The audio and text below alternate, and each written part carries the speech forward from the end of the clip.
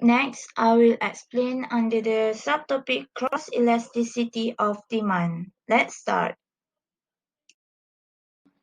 So, for the definition of cross-elasticity of demand is it measures the responsiveness of a change in quantity demanded of a good as a result of a change in price of another good. The formula that you can use to calculate cross-elasticity is percent change in quantity demanded of good X over percent change in price of good Y. There are two types of interpretation. Firstly, when it more than zero, this means that the price of good X rise, quantity demanded of good Y rise.